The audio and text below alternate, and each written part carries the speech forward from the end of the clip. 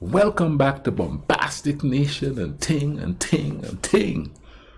Back with some more vibes for all you. I'm Mr. Giant, and we continue in the series in the 30 Years War, the second Horseman. Extra history is at it again, boy. I'm telling you. This one started off really intriguing, and it seems like it's a religious slash political war, but the religion was the ruler, was the ones ruling, and they're trying to spread their doctrine all over the place and things like that. So this is right up my alley of stuff that I want to learn about. And once again, man, thank you all for the comments, you know what I mean, on there, and giving me the extra stories and thing, the extra history and thing, And yeah, I do read the comments. I don't respond to as much as I should. I really don't. And one of the reasons is, I'll be honest with you, I work and I stay up late at night reading the comments and stuff, but then when I get off work, I go to work for 5 a.m. in the morning. So and I fall asleep, man. I'm getting old. I can't keep my eyes open. I come home from work, sit here, and I'm out, and it's like 2 in the afternoon. I never used to do that. You know what I mean? So yeah, it's hot in these West Virginia mountains too. But anyway, this one is called the 30 Years War, the Second Horseman. Extra history number 2. Yeah, check out extra history, man. Really good stuff. Let's YouTube and sim and see where this is going here. And I mean, somebody said it's history. It's been already told, but it's new to me. I'm gonna learn it. So I'm gonna treat it like I'm reading a book. You see, that's how I treat history. Like I'm reading a book of stories. His story.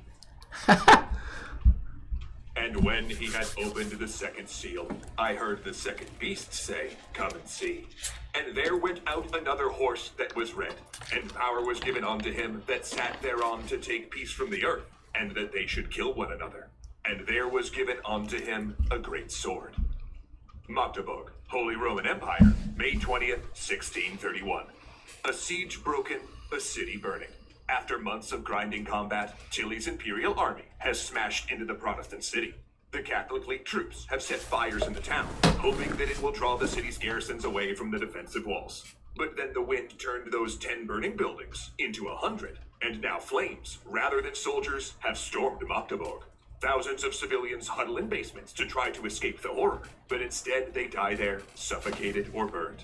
Wow. 1,000 luckier souls gather in the cathedral, sure that the Catholic attackers will not burn it. But instead, in their relative safety, they're forced to watch as gangs of soldiers rob, torture, and murder the population. Only 200 of the city's 1,700 buildings survive, as 20,000 men, women, and children die in a scene ripped straight from hell.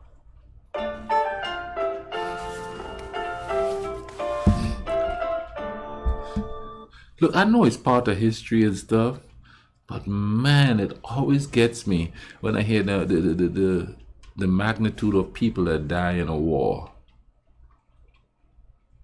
And if we keep having war after war after war, and it's usually the same conflict in some cases, then what exactly are we fighting for if we don't get to the point where there is some kind of a understanding, some kind of a peace? So why is the constant fighting? You know what I mean? And I know some people are going to say that's just man's nature, blah, blah, blah, blah, and all of that. But I'm baffled. I understand the fight for resources and all of that, but some people just fight for power, period. Power over what? If you're going to have power for a while, but somebody's going to rebel. So it's a vicious cycle. Just live and let live, man. Good Lord Almighty. When are we going to learn to do that? Thanks so much to CuriosityStream for helping to tell today's historic tale. One reason Prague fell so quickly in 1619 is that their attempt to join an alliance with the Protestant states of Germany never really worked. Whether the empire's Protestants liked it or not, the Catholic Ferdinand II had won the election as King of Bohemia fairly, and most German Lutherans were not in favor of backing an uprising and breaking their entire political system just to give the Calvinist Frederick V the crown. better to just wait and elect a new king after Ferdinand passed away. And if Ferdinand had been careful, it could have gone that way and stayed a local conflict. But then he started engaging in the most Habsburg of hobbies, empire building. Before becoming the rebel king of Bohemia, Frederick V had been, and still technically was, the Elector Prince of the Palatinate, able to vote for the position of Holy Roman Emperor. But since Frederick was now technically a rebel and a traitor, Ferdinand decided to occupy the Palatinate, to strip Frederick of his vote, and instead give it to his brother-in-law, Maximilian of Bavaria. Now, Ferdinand had many Lutherans on his side during the Bohemian Revolt, but this was a clear breach of the empire's rules. And when Catholic armies, including Spanish troops, marched into the Palatinate with Maximilian at their head, things really kicked off, and other countries began getting involved.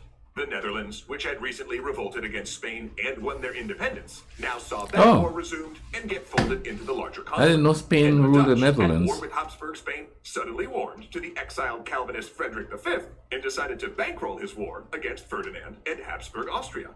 Meanwhile, James I of Great Britain, whose daughter was married to Frederick, threatened Spanish shipping if his son-in-law's titles were not restored. And actually... Whoa, that's a lot of stuff going on there. You got Germany, you got the Netherlands, you got Spain, you got Great Britain. That's just a lot of squabbling going on there, boy. Woo! How do those politicians keep up? Of Great Britain, whose daughter was married to Frederick, threatened Spanish shipping if his son-in-law's titles were not restored. And actually, Spain was, in fact, interested in negotiating, not wanting to spend itself on Ferdinand's behalf. And so the two worked out a compromise that would have prevented the war, giving back Frederick some of his land and passing the electoral vote to his son instead. But neither Frederick nor Ferdinand accepted the deal, and the war began in earnest. And look, I know that was a lot of information, but into the weeds. This is how the conflict went from a constitutional crisis in the Holy Roman Empire to a black hole that sucked in soldiers from across Europe. And if you're thinking this is all starting to sound a lot like 1914, with a local conflict drawing Europe into war, you most certainly aren't alone. In fact, soldiers in World War I thought the very same thing. But here's where politics really step in. Because while we throw around names like Spain, Austria, and Great Britain, in the 17th century, nationalism was still in its infancy. Religion, ideology, family bonds, or money often meant more than patriotic ties. In fact, rather than thinking of countries, it's often more helpful to think about the leading families of each nation. The Stuarts in Great Britain, the Bourbons in France, and of course, the Spanish and Austrian Habsburgs. And another thing about the Habsburgs, they were not well liked. Controlling both Spain and the Holy Roman Empire, they surrounded France, meaning that though the Bourbons were Catholic, they were also the Habsburgs' greatest enemies. Similarly, the Habsburgs' hardline Catholic policies set them against Protestant countries and even alienated parts of their own empire. Not to mention they were also big into absolutist rule and the divine right of kings, to the point that Ferdinand's ultimate goal was to turn the Holy Roman Empire from a constitutional confederation of small states that elected a ruler who had limited power to one where he had direct control and could enforce religious uniformity. To put it simply, he wanted to make his territory a Catholic land. Even the Pope, who you'd expect to be down for this sort of program, felt queasy at the prospect. After all, he was also a prince of a small Italian kingdom, and he didn't exactly want a massively powerful absolutist state directly to So over the course of the conflict, he gradually aligned himself more and more alongside France. Frederick, for his part, and with the financial support of the Dutch and British, managed to keep the Protestant cause alive in German lands, despite defeat after defeat from the Catholic League. In 1625, Denmark intervened, and its King Christian IV led 20,000 troops into Germany. But his success was short-lived, and 4 years later, Denmark was knocked out of the war. And then came the King of Sweden, Gustavus Adolphus, entering the war with pamphlets and speeches, trumpeting himself as the savior of Protestant Europe. But the Germans didn't really think so. Man, it seems like it's all like a power grab going on there. You know, this one come and try, that one come and try. It's a massive power go. I'll tell you, man, politics is something else. Everybody wants a piece of the pie or more of the pie or more of the pie than the other person have. So, partially because the German population was starting to get wise to the consequences of having so many armies marching and battling through their lands. Namely, that looting, sexual assault, Theft, murder, and violence against civilians quickly became commonplace during the conflict. The destruction of Magdeburg, which opened Oh, this could be a being the most freaking famous incident. religious. Yet, that's not surprising, right? This was a religious war, and therefore you'd expect a level of sectarian violence and massacre. Isn't religion supposed to be? Well, I have a question. Yeah, is the peace and love part of religion just taught to like poor people so they could be peaceful and not rise up? Unless, of course, the war side of the religion or whatever spirituality they believe in is instilled in the people so that they could be, well, they could be obedient. I bet that helped with nationalism a whole lot. You drop that religion in there and, people will do anything. Literally anything. Or you'd expect a level of sectarian violence and massacre. But that's not exactly true, because this violence was almost universally about money. See, the vast majority of the troops in this conflict were professional soldiers who signed up expecting to be paid. Mercenaries. Being the key word there. Because while all of these nations fielded armies, they quickly realized they couldn't reliably supply or pay them.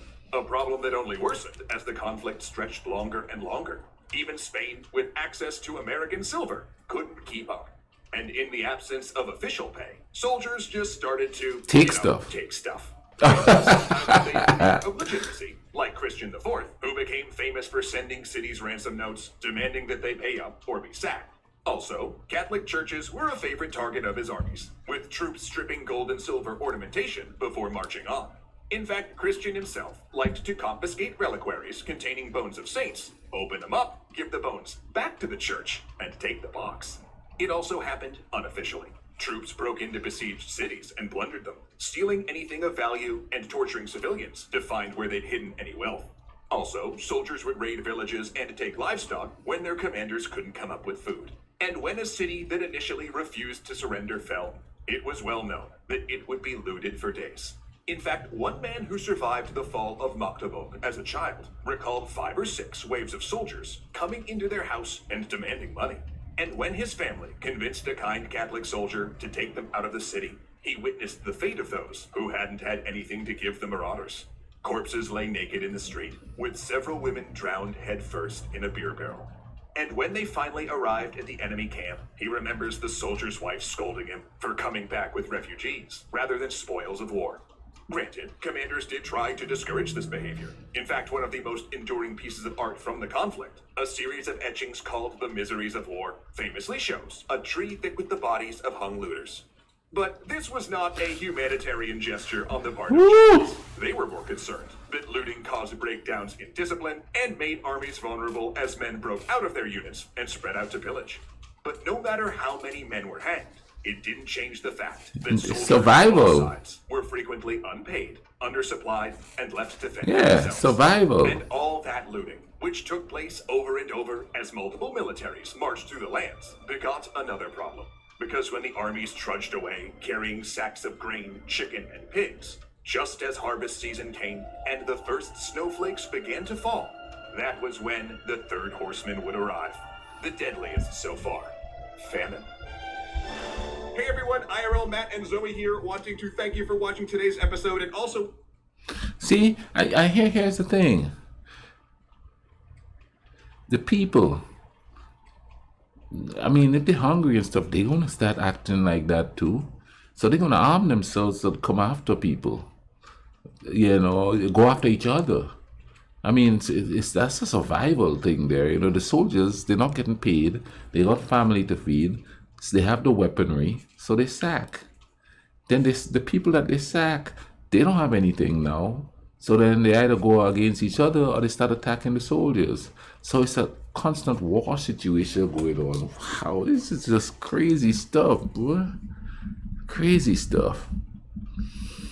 Anyway, man, I hope you guys enjoyed this with me. Like I said, comment down below. Tell me anything you know about this situation, like you learned in school or whatever about it, for those who had the opportunity to learn this stuff. And tell me what's up. I like hearing from you guys, and I do read all the comments, so and I'm learning a lot from there. You know, the one thing I would want people to learn from me, from this perspective, with me sitting here talking to you, is take care of each other, man. People always say life is too short for this or for that. I say life is too long to be miserable. I mean, people live up to about 70 years, average, I guess. That's a lot of years to be unhappy. So let's work towards getting to the happiness. And I know there's spots and pieces there of happiness, but there's just way too much unhappiness. I mean, where I live here, man, people, God, it's just like a pressure of unhappiness. There's spots of happiness, don't get me wrong, but everybody's so stressed, man. And I'm hoping that people start actually considering others and taking care of each other. All right. I'm gonna leave a link in the description for this video. Go check it out. Without me babbling, check out extra history, I should say, because they have a lot of stuff. Yeah, know what I mean. And if we actually get the history and see that atrocities is throughout the history of mankind, maybe we might get fed up and try to slow it down or make it less or something. I know we can't stop it, but do something. All right, cool runnings.